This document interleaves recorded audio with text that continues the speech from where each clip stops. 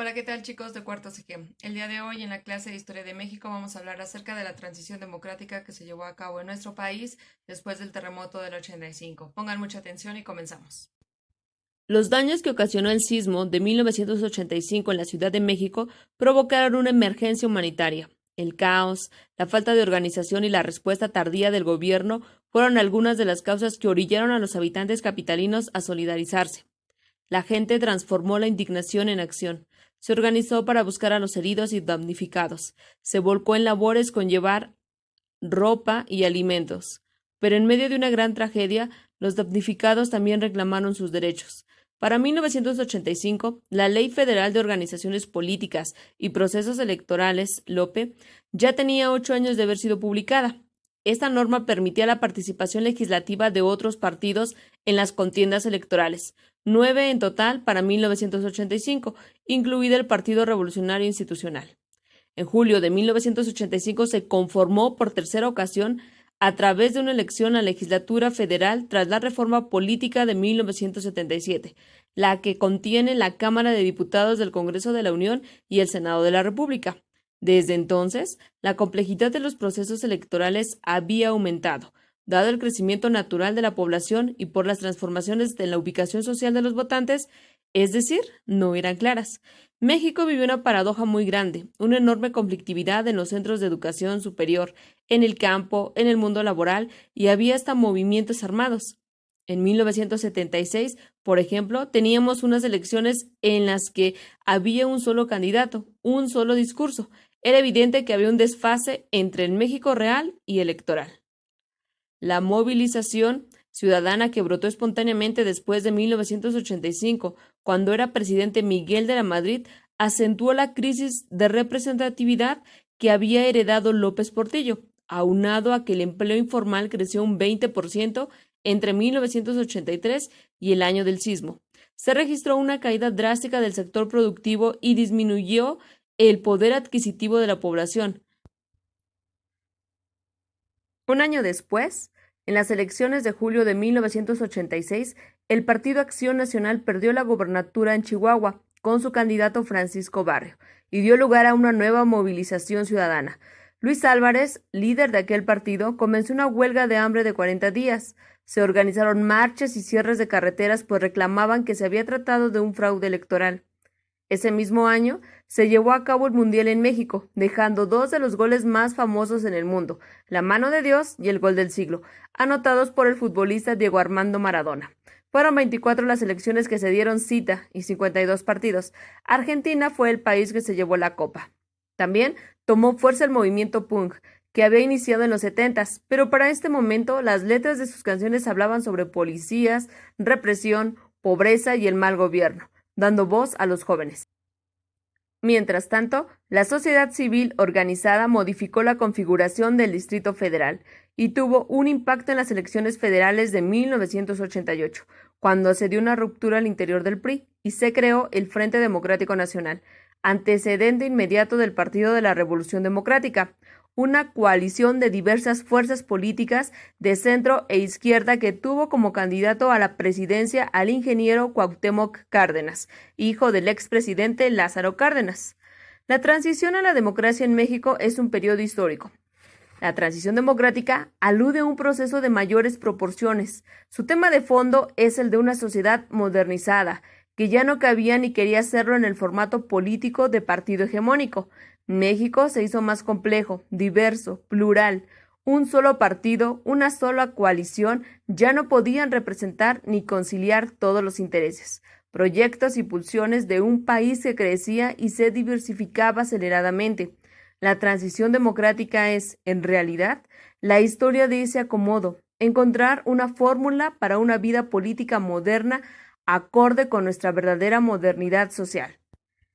El arranque puede ubicarse en 1977, porque a partir de ahí se configuró la estructura del cambio, es decir, un proceso que se desarrolla en una misma dirección democratizadora, fortaleciendo partidos y cuyos momentos de expansión cristalizaron en las negociaciones y reformas electorales.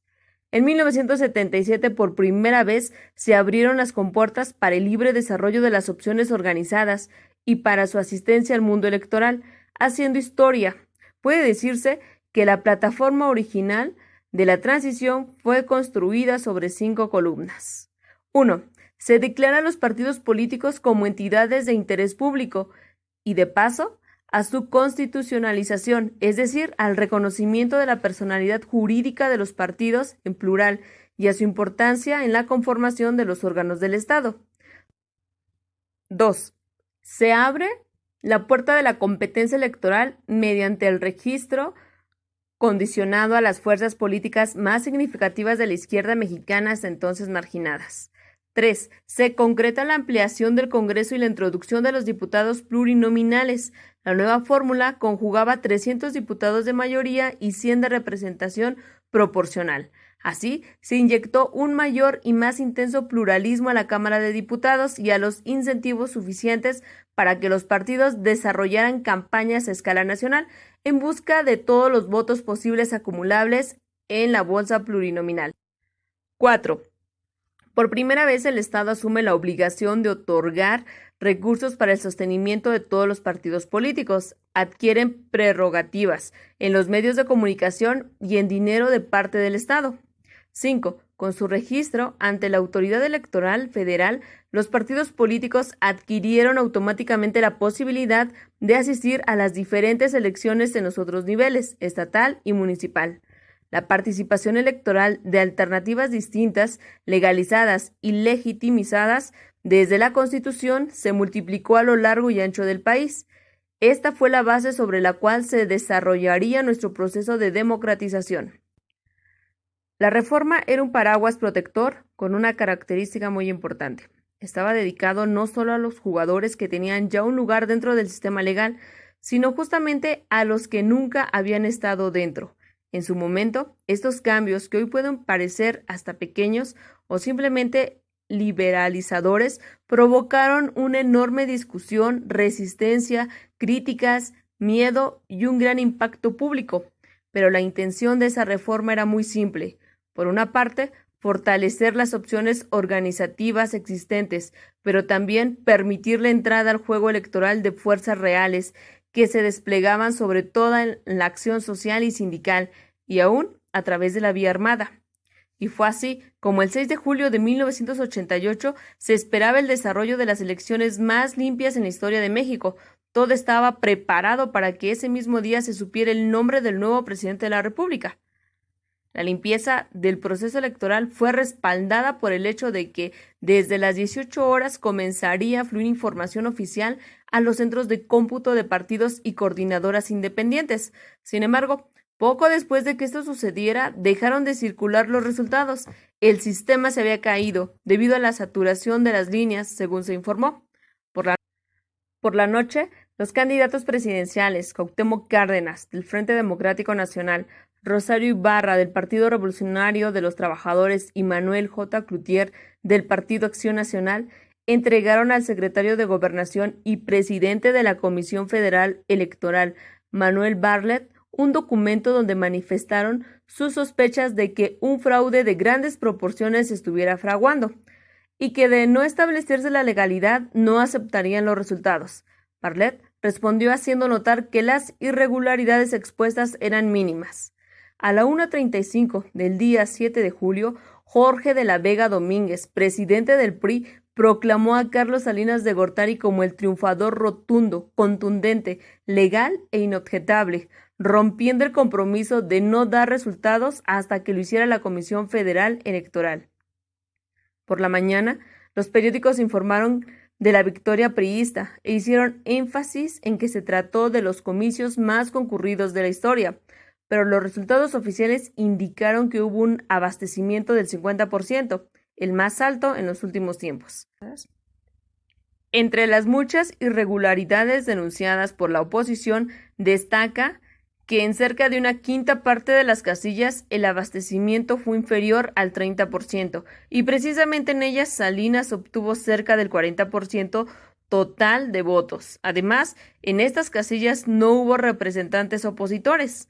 Al tener la mayoría en el Congreso de la Unión, el PRI calificó a las elecciones como válidas, en contra del PAN y con la ausencia de la izquierda, que se salió del recinto legislativo. Los partidos de oposición respondieron con grandes marchas y concentraciones. Con el triunfo de Salinas de Gortari, México estaba preparado para entrar a una nueva etapa en la historia del país, el neoliberalismo.